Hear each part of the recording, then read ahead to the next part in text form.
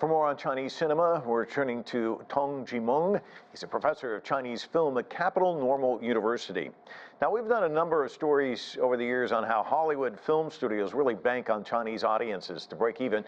China produces this huge box office revenue stream. The summer box office hit another historic high at close to about $2.5 billion. But domestic films seem to be outpacing Hollywood hits. Can you talk about where the market is right now and why that may be the case? Well, absolutely. I think the Chinese domestic production is on the rise since China has been kind of trying to pass through this very difficult time with the COVID-19, and particularly over the past 33 years. But I think it appeals to the domestic audience in terms of the themes. Chinese domestic productions are increasingly successful by relying on the historical themes, the revolutionary themes, and also the economic success stories that China has actually accumulated over the past 40 decades since its reform and opening in 1978. And so to a large extent, I think the technology is also kind of maturing. The market is, as well as the market is maturing. I think the key to this very success is this rising middle class with disposable income to buy tickets. According to this Maoyan, the online ticketing agency data, since 2016, Chinese audiences, viewers have been purchasing like 500 million film tickets. In a sense, it creates a revival, a renaissance of Chinese cinema since the 1950s, particularly from 1949 to 1966, known as the first 17 years. It's great to see what's happening in Brazil with this Chinese film festival that Paula Cabral just told us about. In 2015, I emceed a China Film Week event here in D.C. It showcased a film called Go Away, Mr. Tumor, which was really, I thought, a real gem. But I don't think most people are familiar with Chinese films. Are there some films from China that you would recommend to audiences outside of China who may not be familiar with them? Well, absolutely. Once again, I think Chinese cinema has been well known throughout East Asia and particularly well known in Europe because Chinese film have been traveling to most of these European film festivals, but less to South American film festivals.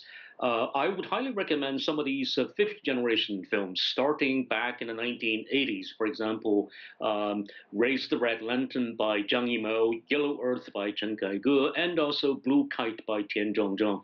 These fifth-generation directors are actually creating a new style, which is called by film critics as the Chinese New Wave, oftentimes identified as self-reflexive gaze upon the Chinese nation's history and culture, thematically speaking. And the second genre film I would highly recommend is the martial arts film.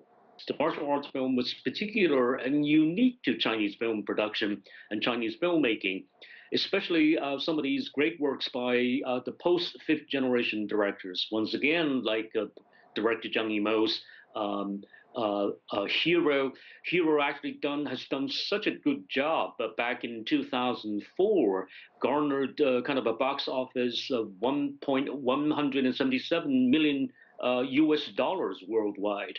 This is such beautifully done and with film with spectacular visual images and also featuring great legends and history and values of Asian Chinese history. But at the same time, I think films about contemporary China is also important. It's also interesting to watch.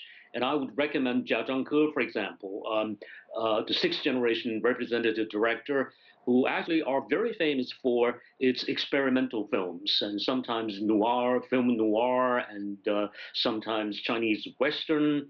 Some of these titles may be interesting, like Xiao the Pickpocket, Still Life, Mountains May Depart. Now, Mountains May Depart is especially interesting because it actually features this young boy traveling overseas to pursue his study, but at the same time trying to cope with the local culture and eventually trying to combine both Chinese culture with the local culture that he has been immersed in.